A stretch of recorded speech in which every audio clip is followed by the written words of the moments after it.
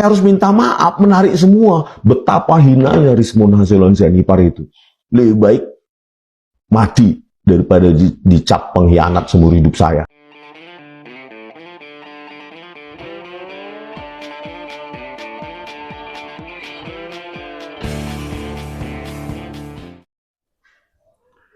Semangat pagi kawan-kawan, jumpa lagi dengan saya Rudi Gaul. Lagi-lagi kita berjumpa. Kawan-kawan, di media sosial kita beberapa hari terakhir ini FYP ya, di beranda-beranda kita tentang kemunculan sosok penampakan dari salah satu gembong yang menghembuskan isu ijazah palsu Bapak Jokowi yang bernama Rismon tiba-tiba datang ke kediaman Pak Jokowi di Solo. Dan ini tentu menyita perhatian publik, baik oleh media nasional, baik itu pula di media sosial. Rismon menyatakan permintaan maaf kepada Pak Jokowi, terus kemudian juga akan membuat buku untuk menyeimbangkan opini yang sudah terlanjur dia buat dalam buku dia.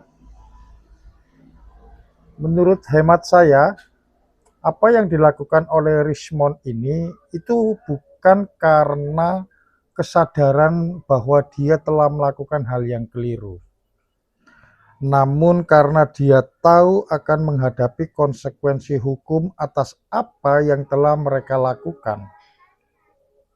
Rismon menjadi salah satu bagian dari desain carut-marutnya isu di Republik ini tentang ijazah palsu yang memakan begitu panjang waktu, menyita perhatian publik, sehingga banyak masyarakat yang terhasut dan kemudian memberikan statement-statement yang ngawur pula di media sosial, menghujat Bapak Jokowi dan keluarga, bahkan sampai-sampai ijazah Mas Gibran pun disindir, disenggol-senggol.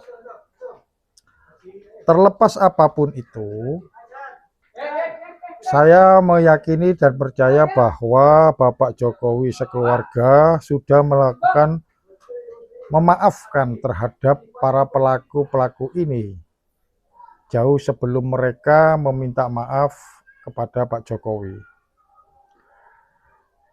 Karena dalam pandangan kami, apa yang dilakukan Rismon ini bukan karena kesadaran dia melakukan kesalahan, namun karena dia mengetahui akan berhadapan dengan konsekuensi hukum, maka sebaiknya saudara Rismon itu secara gentle menghadapi proses hukum ini yang sudah berjalan. Kami dari Gerakan Berani Nusantara, terkhusus saya sebagai Ketua DPD Gerakan Berani Nusantara Jawa Timur, menyatakan secara tegas menolak RJ Rismon.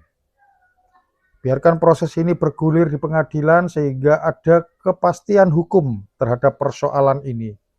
Sehingga ini menjadi sebuah pembelajaran bagi seluruh anak bangsa di Indonesia untuk kedepannya, agar tidak mudah-mudah, agar tidak sembarangan memberikan statement, apalagi belum tentu kebenarannya, belum tentu ada fakta dan datanya. Terkait ijazah Bapak Jokowi, kita semua bangsa ini sudah mengetahui bahwa beliau telah mengikuti konstelasi politik 5 kali, 2 periode di wali kota, 1 periode maju gubernur, 2 periode maju sebagai Presiden Republik Indonesia.